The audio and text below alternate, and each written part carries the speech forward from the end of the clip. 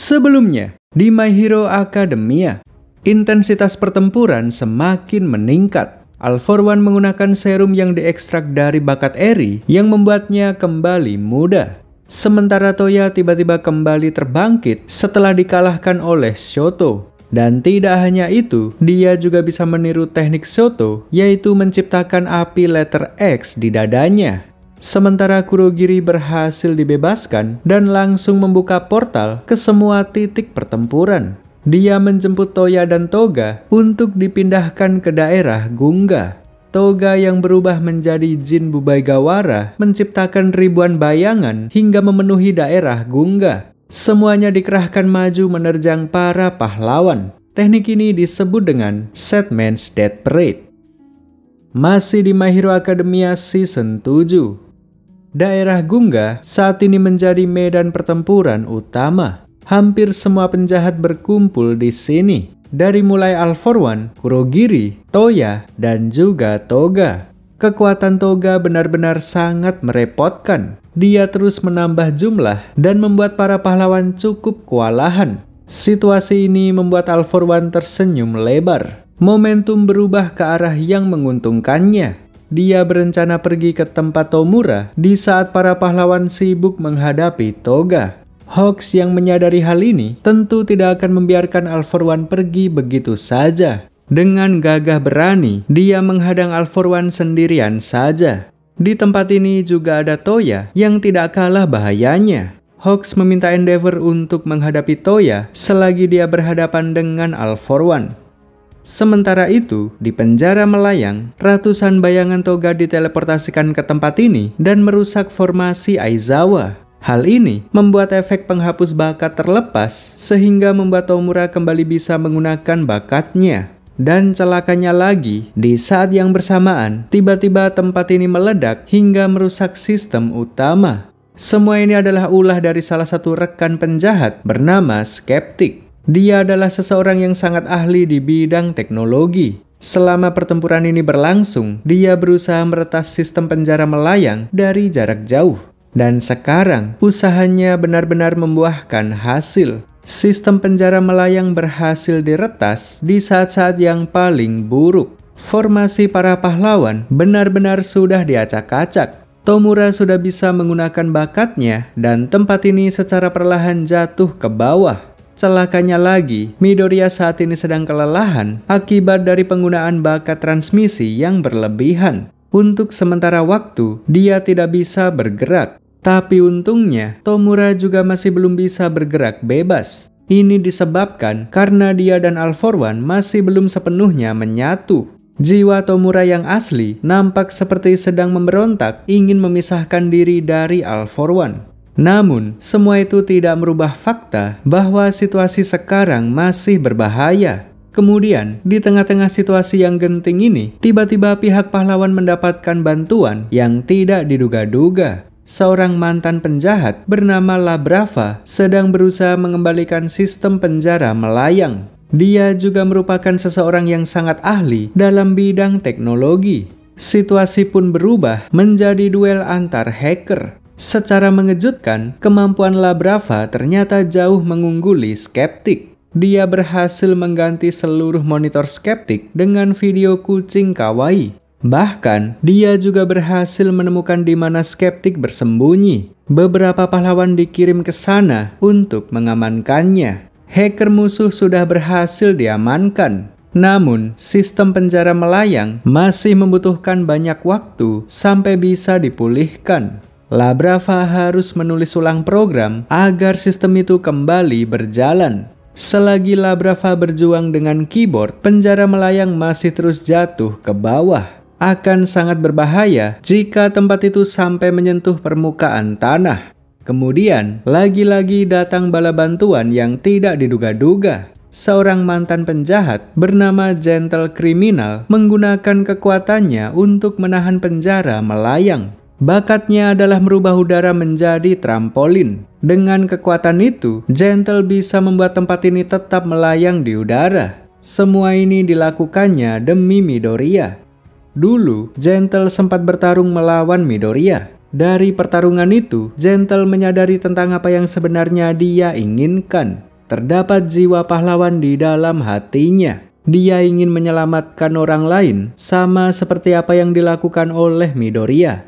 Semenjak saat itulah dia tersadar dan sekarang ikut bertempur bersama para pahlawan. Penjara melayang bisa ditahan di udara berkat kehadiran Gentle. Namun celakanya, Tomura sudah mulai bisa menggerakkan tangannya. Secara perlahan Tomura berniat menempelkan tangannya ke lantai dan berniat memakai kekuatan penghancurannya. Lalu tiba-tiba saja tangan Tomura tertembak sampai terputus. Lagi-lagi bala bantuan datang dari orang yang tidak diduga-duga. Lady Nagan yang sempat berkomplot dengan All For One sekarang ikut bertempur membantu para pahlawan. Ternyata dia masih hidup semenjak diledakkan oleh All For One. Sebenarnya tubuhnya masih belum sepenuhnya pulih. Meski begitu dia nekat pergi dari rumah sakit demi membantu Midoriya yang menjadi ujung tombak dalam pertempuran ini.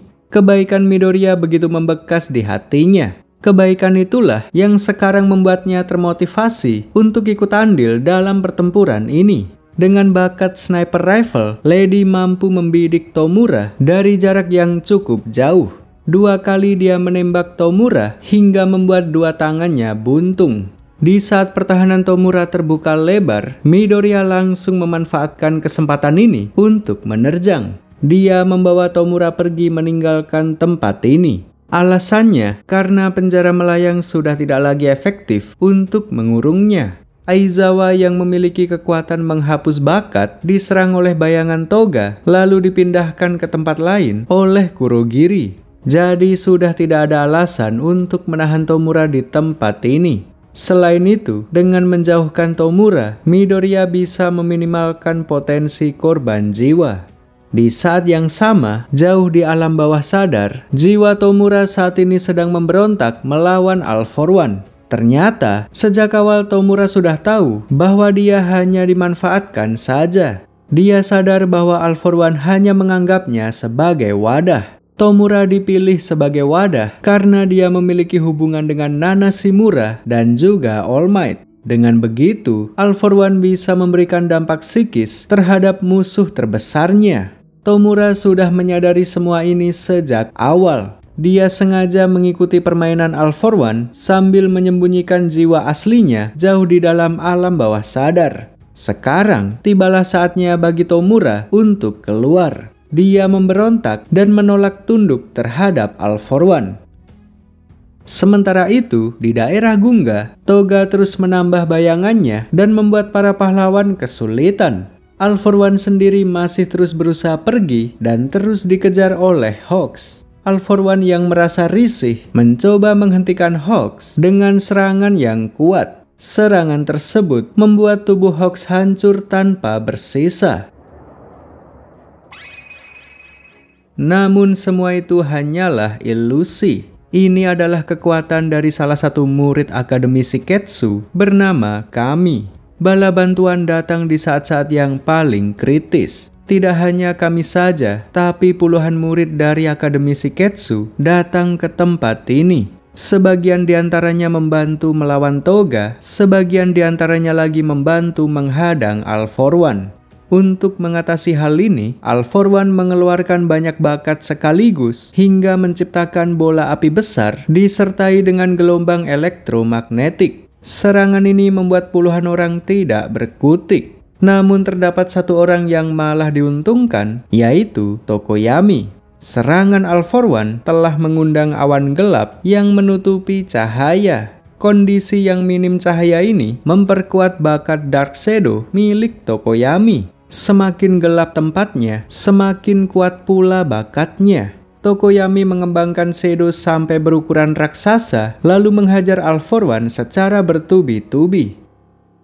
Di saat beberapa orang fokus menghadang All For One, Uraraka, Tsuyu, dan Kyoka sedang mencari cara untuk mengalahkan Toga. Sedikit demi sedikit mereka mulai mengerti bagaimana cara kerja kekuatan Toga. Kekuatan Toga memanglah luar biasa. Akan tetapi, terdapat satu kelemahan yang berkaitan dengan perasaan. Sebenarnya, Toga sempat berubah menjadi Tomura. Lalu ketika dia hendak memakai bakat penghancuran, kekuatan itu enggan keluar. Semua ini terjadi karena Toga tidak menyukai Tomura. Dia hanya bisa meniru bakat dari orang-orang yang disukainya saja. Fakta bahwa dia bisa menggunakan bakat Bubaigawara menandakan bahwa dia menyukainya. Dan dulu, Toga sempat bisa menggunakan bakat Uraraka. Artinya, Toga menyukai Uraraka.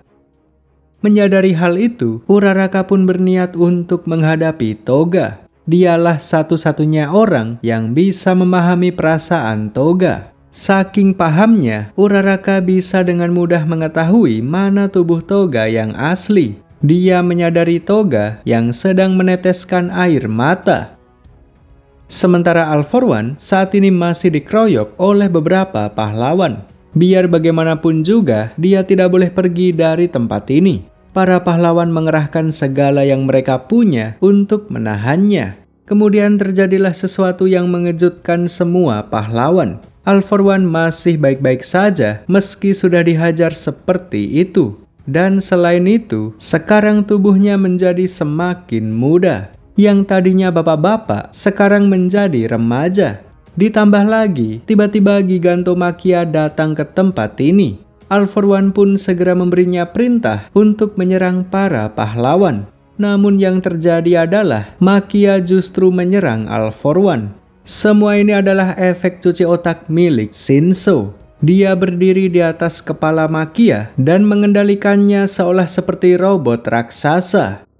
Sebelum datang ke tempat ini, sempat terjadi pertempuran di area penjara tempat Machia ditahan. Para penjahat menggunakan alat pemancar gelombang elektromagnetik dan berhasil menghancurkan kurungan Machia.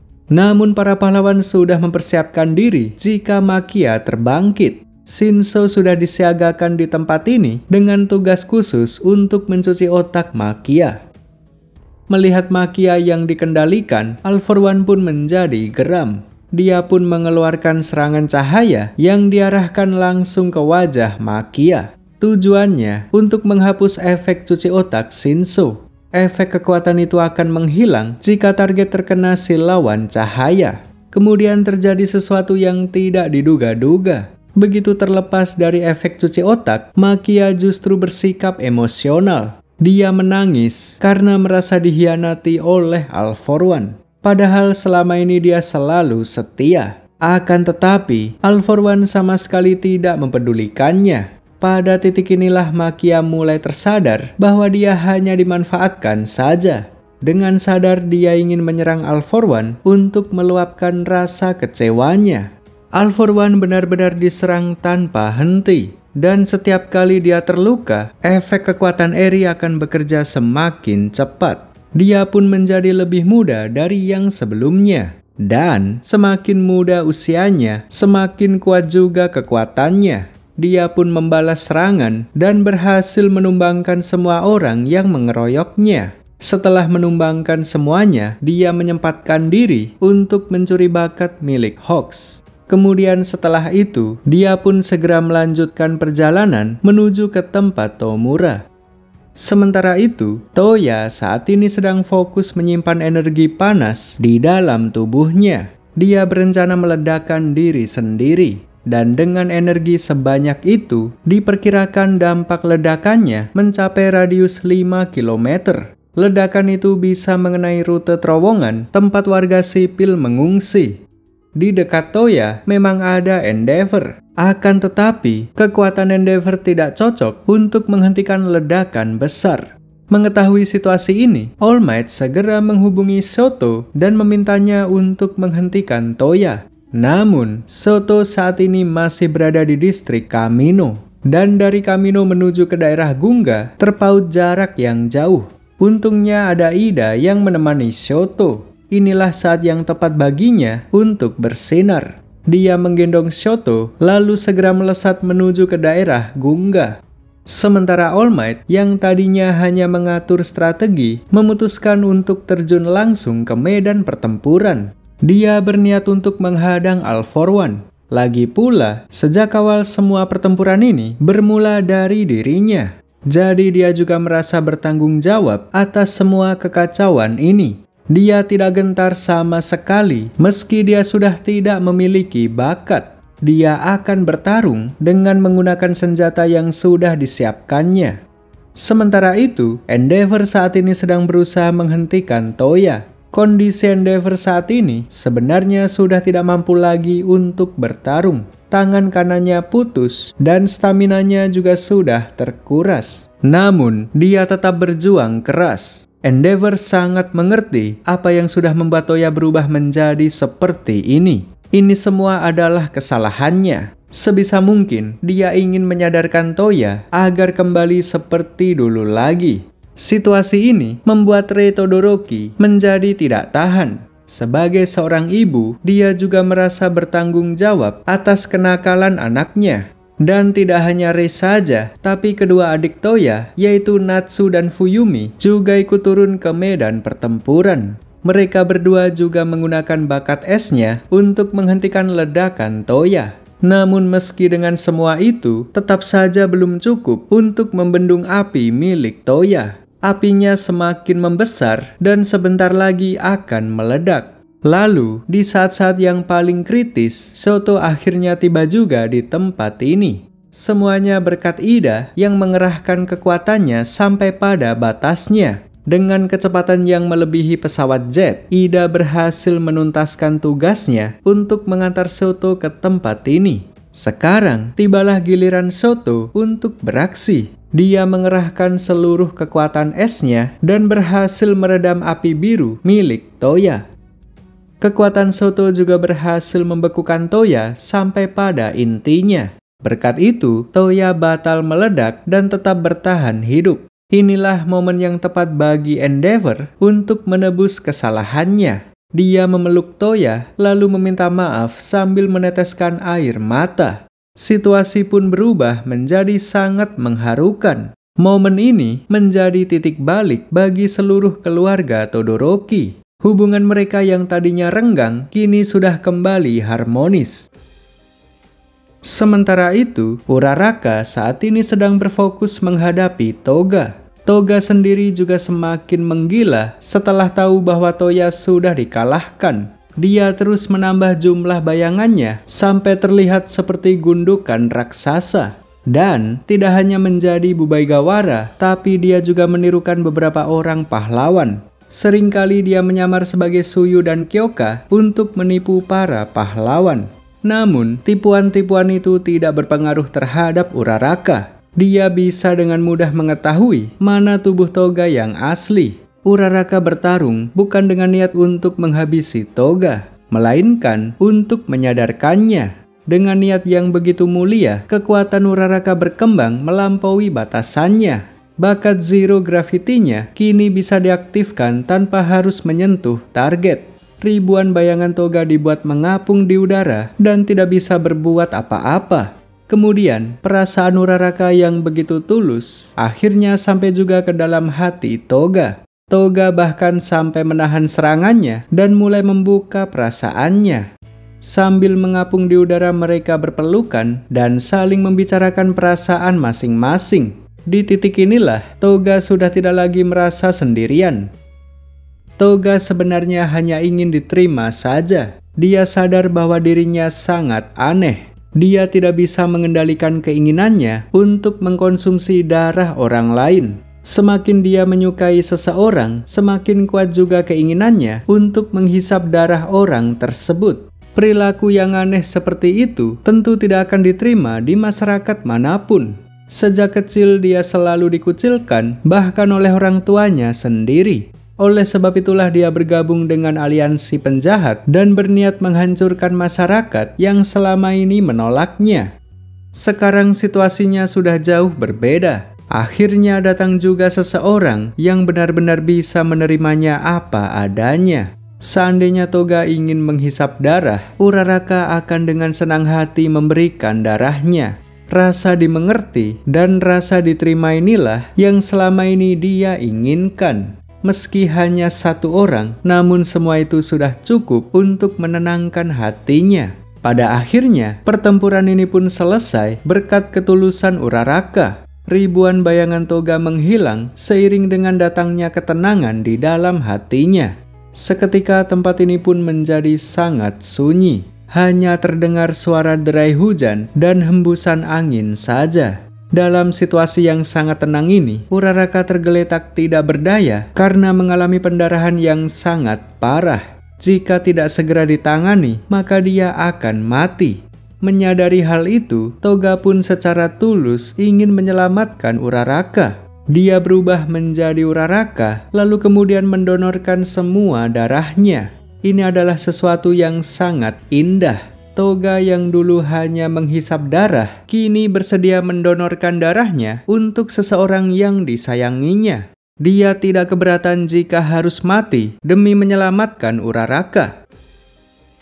Sementara itu, All Might yang turun langsung ke medan pertempuran mulai menggunakan senjata yang sudah disiapkannya. Senjatanya adalah semacam armor baja yang menyelimuti seluruh tubuhnya. Dia pun berubah menjadi manusia robot seperti Iron Man. Dengan peralatan ini dia bisa bertarung meski tidak memiliki bakat. Dimulailah pertarungan historis antara All For One melawan All Might.